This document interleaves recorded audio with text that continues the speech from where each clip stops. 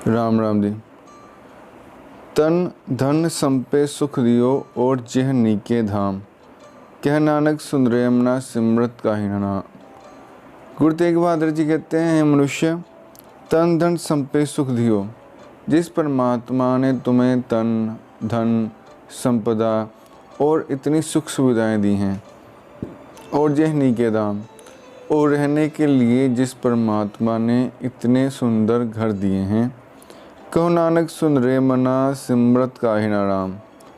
गुरु तेग बहादुर जी कहते हैं कि रे मन, अपने मन को संबोधित करते हैं कि है मन, ये बात मेरी सुन। सिमरत काहि न राम, तुम परमात्मा का भजन क्यों नहीं करते? वो जो राम है, सब जगह रमा हुआ है, उसका भजन क्यों नहीं करते?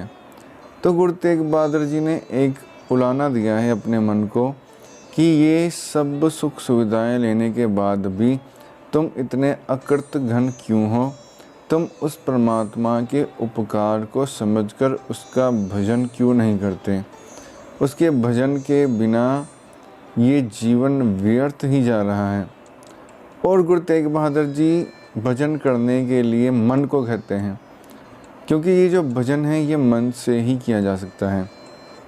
अगर हम परमात्मा का नाम जपते हैं लेकिन उस जप को हमारा कान सुन नहीं रहा, तो वो हमारे भीतर कोई बदलाव लेकर नहीं आएगा। तो वो सुनेगा कैसे?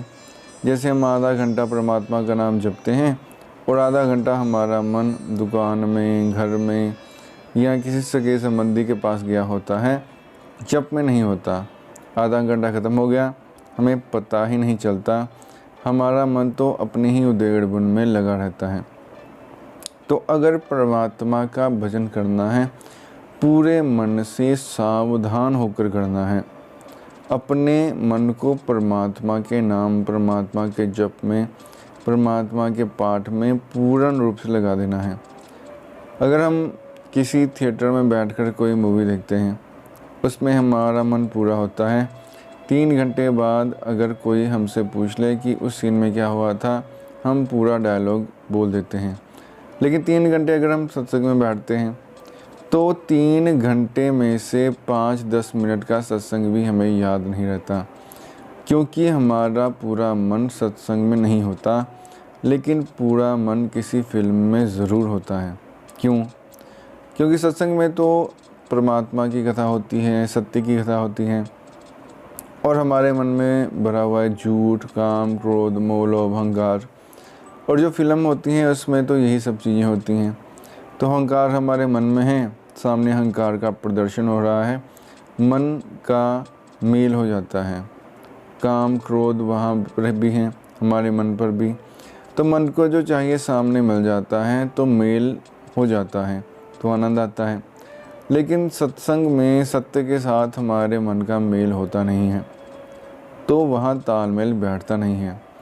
तो सत्संग में तालमेल बिठाना पड़ता है ज़बरदस्ती, तभी ये जो विकार हैं मन में से निकलेंगे।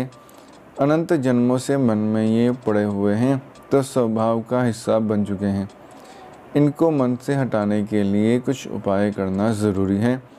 इसलिए गुरु तेग बहादुर जी कहते हैं, सुन रे मना, हे मेरे मन, इस बात को सुन कि परमात्मा का भजन करने से ही परम शांति मिलेगी। धन्यवाद।